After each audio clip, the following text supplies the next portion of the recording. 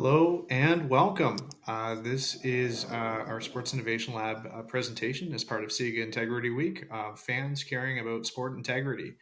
So during this webinar today, we'll be looking through how investing in sport integrity is not just the right thing to do for sport properties like teams, leagues, organizations, and so on, but it's also great for business and garnering fan loyalty.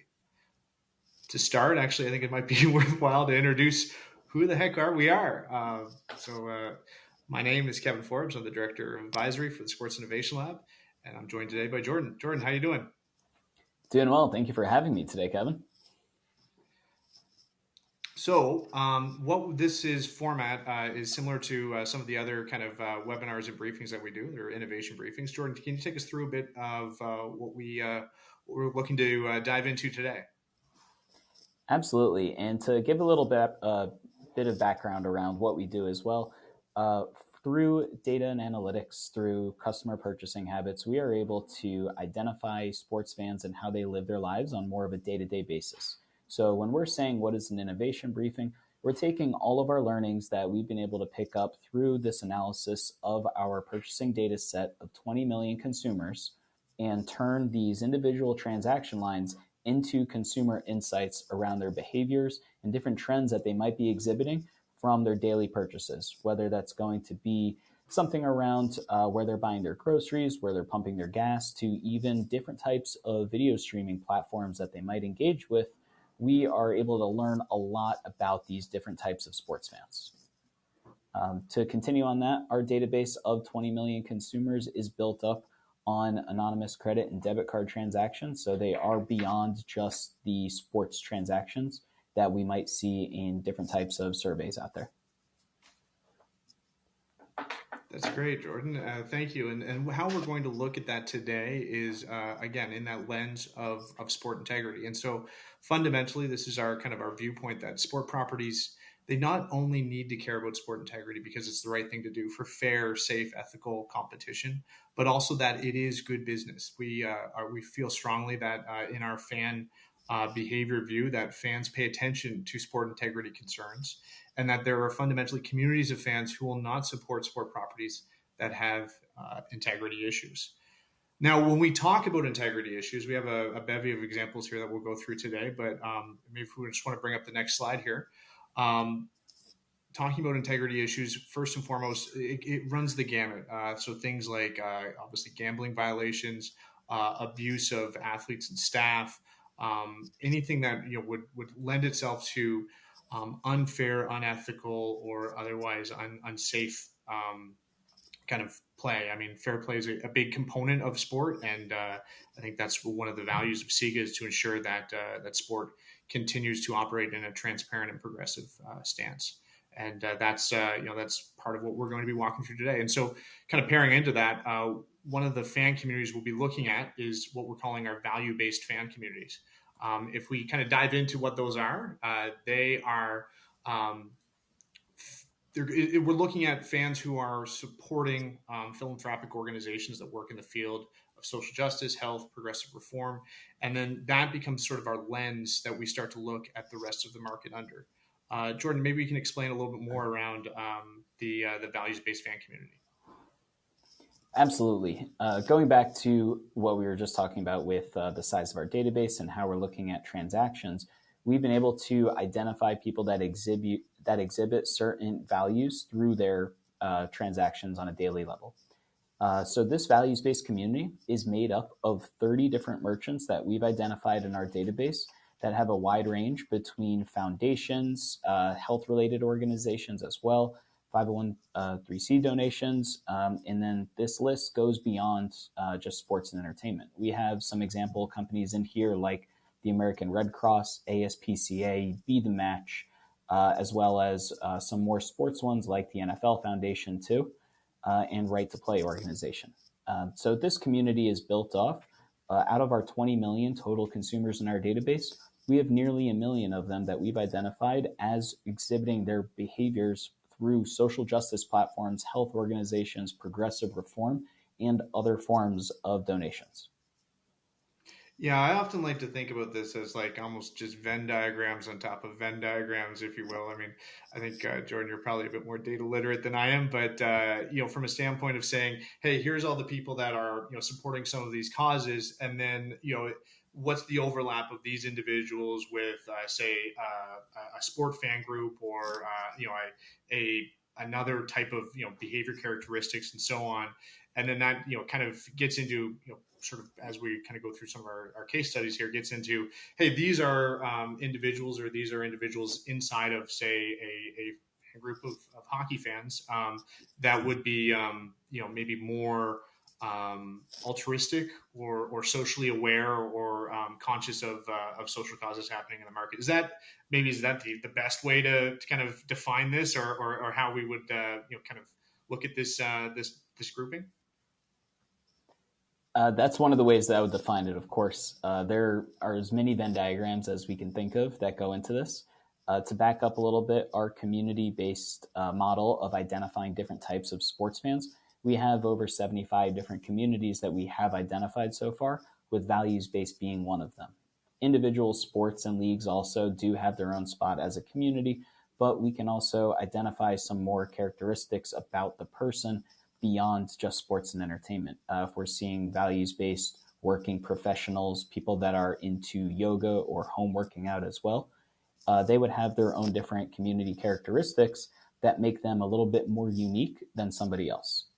When it does come to these different values that we have listed here, though, this is something that can be subjective. So something that is important to me and valuable to me from that perspective might be different from yours as well, Kevin. So when it comes to identifying these different Venn diagrams, we have to keep that in mind too about what makes up somebody's values in different areas, whether that's going to be their geography or their other type of habits that might make them a little bit different than their neighbor. Yeah, and I think, I mean, that's a great point, as we'll kind of dive into here, is that becomes sort of that whole asterisk on everything, that correlation isn't always causation. So noting that, hey, just because you might exhibit some behaviors by donating or otherwise supporting some of these organizations, that doesn't that doesn't define everything about you, and that's not everything that you are. And so I think as we look at some of the work that we do here at the Sports Innovation Lab, a lot of this, I think, is directional, and being able to say, hey, these are individuals that might trend or have a tendency more in these areas, and that becomes informative as you think about, for a sport property, as you think about strategy on how you would look to reach out and engage with your fan base.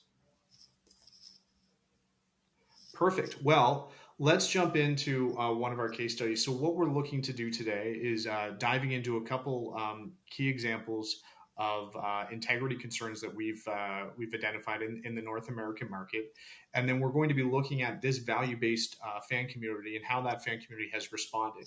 And again, this isn't necessarily to say one for one that this is what this is how a fan base responded, but it is to try to be a bit more directional, and then as we kind of think about strategy going forward for organizations, it starts to inform how an organization might deal with issues in the future, as well as highlight the importance of being strong when it comes to sport integrity in the present.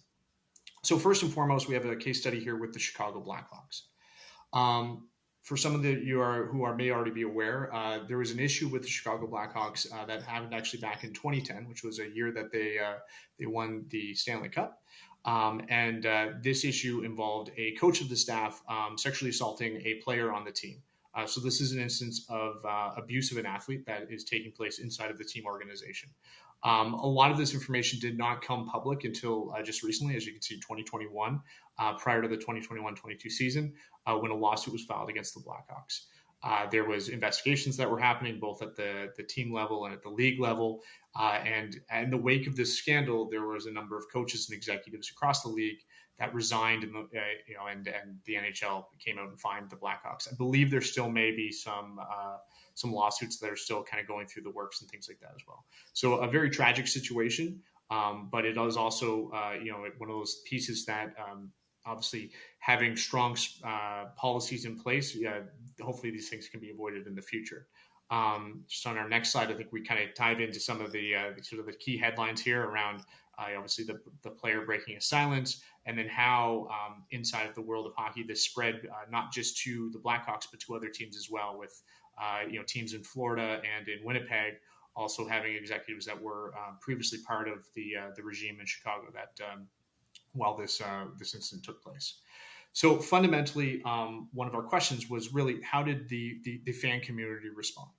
And so I don't know, Jordan, if you want to maybe talk us through this slide quickly, and then I know we have some other information that we can bring forward. But what did we see when we started looking at the Chicago market and our value based fan community? Yeah, so we looked at our entire values based community, all 970,000, nearly a million members there, and then looked at how they were spending towards the NHL. And we isolated the Chicago market and then looked at the entire hockey fan base next to it, here represented by the blue line, Chicago in red. And what we saw was a massive increase in the number of values based customers in the Chicago area that suddenly started spending on hockey. And this was more specific to spending on the NHL, where we were seeing people spend directly on teams and league owned entities. But this huge increase definitely coincided with something that was something important to the values based community. Now, while we also saw, and you can see with this blue line here, another increase by just the NHL community nationally, it's not nearly as pronounced as the Chicago base, as indicated here. And I think just before we move on to the next slide, I think one thing to call out here is we've purposely did not showcase the 2020 2012 season simply because of the impact of the pandemic, and noting that in those cases we had a lot of instances where if games were being played, they were often being played in empty arenas and so on. So the fan spend was very substantially impacted, which would have really um, not highlighted this growth as much. Is that accurate to say as well, Jordan? Yes, it is. I mean, 2020 was, of course, an interesting year when it came to sports, where there were games going on different schedules. Some leagues had bubbles when others had limited attendance, also. So that's what we were able to see there with that different population skipping over into 2021. Perfect. And so, I mean, here we can actually see the kind of the numbers themselves that were presented on that graph, and I mean that's remarkable. Almost a 900% increase in that value based fan community in the Chicago market itself. Is that um, that's wild to me. Oh, absolutely wild. And to really back in also, just to keep it grounded in the data too, the volume is, of course, going to be lower when we're looking at one market versus the entire country. So seeing the percentage increase being so much higher in that one market, that does make sense to us also, and that tracks with one of our hypotheses. But it's also good to see that this was sustained a bit and that the growth didn't just immediately shrink back to the previous levels in 2019. So there was a huge growth. There was a little bit of pullback that we're seeing, and we are excited to see this upcoming season how this does track going forward with these two markets. So then, I mean, I think this is what the numbers say, but then we obviously a lot of it is it's the old joke on data science or data interpretation, where you close the door and just say, hey, well, what do you want the numbers to say? So when we think about what this all means, obviously the question becomes, hey, are potentially hockey fans themselves as a whole are becoming much more socially conscious? Obviously, the pandemic and a number of events over the course of 2020 and the following years, I think raised a national or even a global kind of social conscience towards inside the realm of sports and just in society as a whole. This major increase in Chicago, also kind of is attention being brought into at least hockey in Chicago, or likely the Blackhawks itself. One of the other things that I think we should point out here is team success probably not a factor here. Chicago having missed the playoffs in all of these seasons that we're highlighting, so it wasn't necessarily a strong team. But again, going back to our correlation and causation, this isn't necessarily a one-to-one saying that, hey, in the ensuing kind of fallout of this this scandal with the Blackhawks, that all of a sudden this community seemed to be paying much more attention to Chicago. But it does become a very interesting question of how should an organization and fundamentally a league consider communities like this as they think about their retention and loyalty strategy. Like obviously, I think if I'm not saying that any scandal is clean or wrapped up in a nice fashion, but I think this becomes something around accountability, transparency, and being able to be honest with your fan base, and that needs to be a key part of any sort of post scandal kind of retention plan.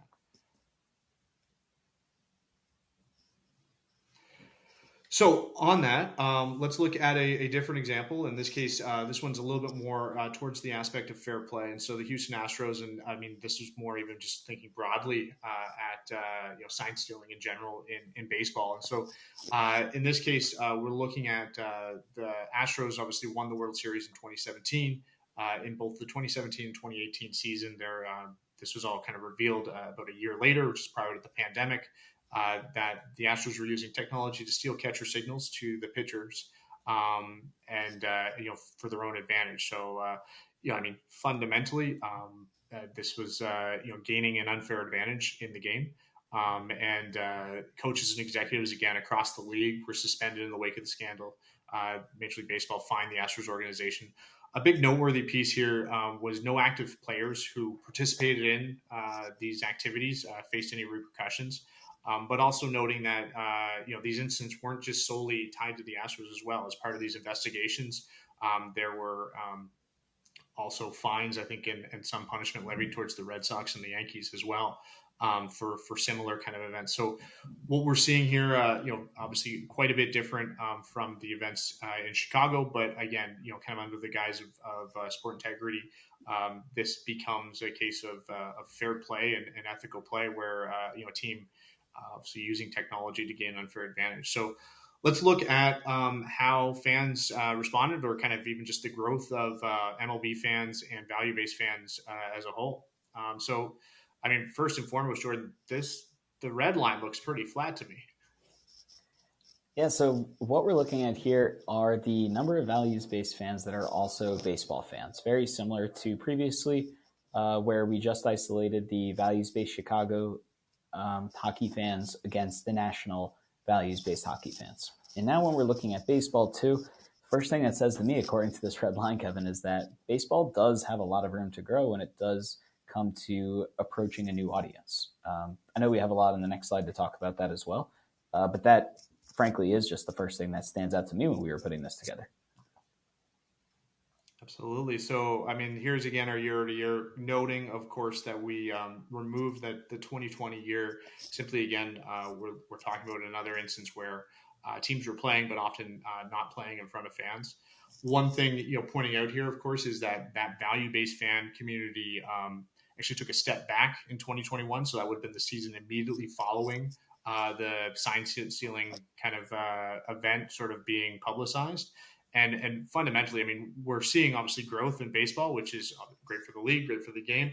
But that growth is, the value-based fan community is not keeping pace with that growth at all. And is that something that you would expect, Jordan, that you'd see that value-based fan community?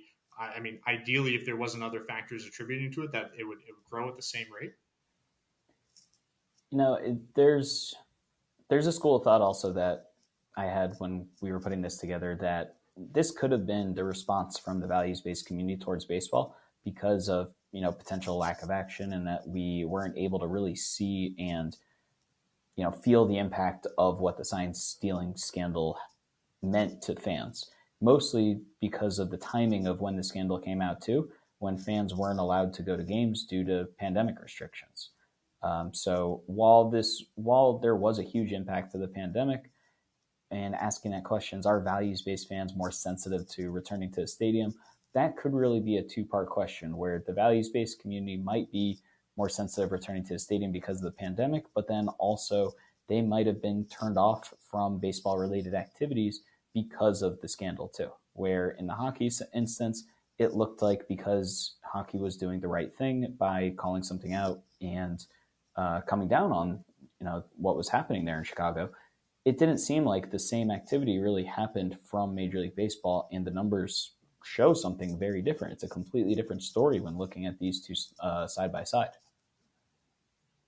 Yeah, and I think it's important to call out here when we think about that value-based community, just even I think how what we're talking about from a magnitude size. And so, I mean, our value-based community presently makes up 14% of all baseball fans, which is relatively comparable to football, but lags behind a sport like soccer, and then fundamentally even a sport like our other example there with the Blackhawks.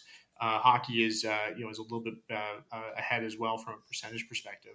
Obviously, again, just like we said with Chicago, this one piece of information doesn't mean the other, but there does seem to be a bit of a signal here in terms that this community is being impacted by different things, whether that be the pandemic or whether that be a perceived level of inaction or not enough decisive action towards something like the scandal may have impacted how much and how much and how quickly that community kind of embraces the sport of baseball.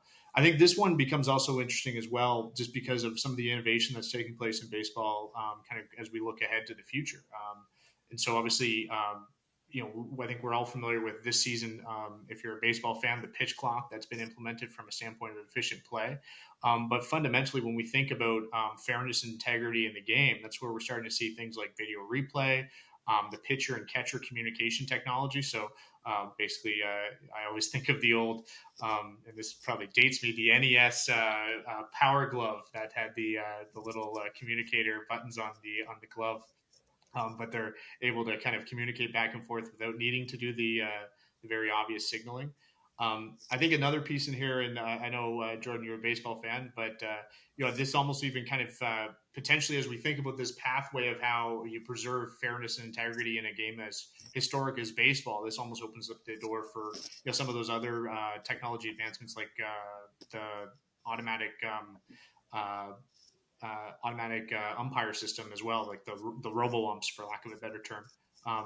So I think this as we think about strategy for an organization, it becomes a case of how do you continue to evolve your sport? How do you continue to you know obviously improve that overall fan experience, but also how that growth or that evolution also thinks about the overall integrity of the sport you're playing. Yeah, and what we're seeing in the game side of baseball is that fans are okay also responding from a positive metric in all the different rules that are happening on the field. We've seen a lot of reports that attendance has been going up, and that was one concern also about if the pitch clocks, for example, were going to impact attendance, would that be positive or negative? And every metric that we're seeing is pointing towards the positive. So that's one thing that baseball fans are responding to in a great way. The players themselves are also showing through their gameplay that they're responding positively too, with a lot of statistics being up where records are being broken, players are doing incredible things, where we have better offense, more stolen bases, more home runs. Also, there's a lot of action on the field that fans are getting engaged with. So for how traditional of a sport baseball is, and the word integrity gets used a lot in the game for preserving the integrity of the game, the fans are willing to adjust if the rules are going to be made for the betterment of the game. And that can happen off the field as well. This doesn't have to be isolated to just changing rules and changing practices within the foul lines. We can do this in the stands. We can do this for the watching experience too. And I mean, I think one of the things that is important to call out here is obviously, of course, integrity has been a historic concern for baseball. I mean, this goes way back to like the Black Sox saga Yeah. of point shaving and things like that. But even more recently, the steroid era and so on. Like, Mm-hmm. trying to find ways to ensure and lock in the fairness and integrity of the sport of baseball has been, I would say, a constant concern and a constant piece of attention for the league and for the larger baseball community. And so I think if anything, this these more recent steps around sign stealing are just the latest evolution of what's been a long history on how to keep the game both fair and obviously entertaining.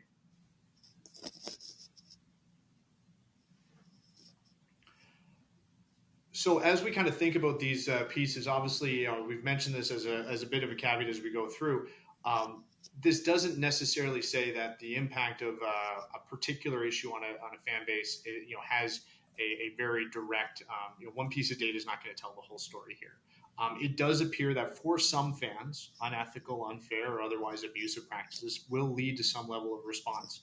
I think we've done other work in this space around with things like survey panels and so on that speak to how fan communities really like to see sports organizations that hold the values that they hold, and they really like to obviously feel confident that the sport that they're enjoying is being held to the utmost level of integrity. I think for a sport property from a strategic perspective, they can ignore these segments of their fan base at their own peril. Not all issues are going to ever be foreseeable, but how a sport property and when we think about a sport property, we're kind of going from a team level right on through to a league or a federation. How they handle a problem, and I mean, Jordan, I think you touched on this a little bit from a standpoint of how a problem is handled, how it's communicated, the transparency, and so on. That's going to have an impact on what a fan response looks like in the overall reaction. And of course, one of the ways that we can measure that fan response or reaction is through obviously their transactions, the dollars and the cents. And we know that's obviously quite a driver across the sport landscape. Yeah, when fans are starting to speak their mind through their wallets, that's potentially too late for some responses. But then at the same time, when you're doing something right at the onset, that's something that you can capture very early on. Being values driven and being a sports fan, especially when it does come to your wallet share as an individual consumer, that would typically put someone in a potential luxury category in life when it does come to their spending, as expensive as we know as professional sports can be. And then having the luxury to be able to give back as well with your dollars, that is a passionate fan, not just in sports, but also in their life habits. That's absolutely right. I mean, and that's a good point to call out that often we see that these value based fans are the ones that have additional disposable income, and obviously noting that some of the purchase behaviors that when we talk about when it comes to sports, those by necessity require a certain level of disposable income as well. I mean it's I don't think it's controversial to say that it's not necessarily always affordable to attend major professional sporting events, especially if you're attending with a family and so on. And so those things become there is an influence on that when you think about the characteristics of and behaviors of this community. That these are obviously we're talking about individuals in society that have some an additional level of disposable income, and how that skews towards how they approach all the different areas of their life. That will have an impact. One of the other things actually to call out here is, I mean, we've been spending a lot of time talking about our transaction data, but I think one of the things that, as we think about an overall strategic approach, we do touch on a lot of different things here at the Sports Innovation Lab. And that's where we would look to take a mixed methods approach if we were to dive into these topics a little bit deeper, which would involve obviously reaching out to the fans themselves, doing external research, looking at social media and expert interviews and so on. And that's where you start to get the cohesive and comprehensive view. I mean, so that it's as we mentioned before, this fan intelligence data is directional and starts to give us insight on a certain aspect of this, and then how do we tell that full story of, hey, what are these Chicago fans doing? How are baseball fans reacting? And that's where I think being able to have that full view really allows for an organization to have a stronger strategy or a stronger response back to their fan community.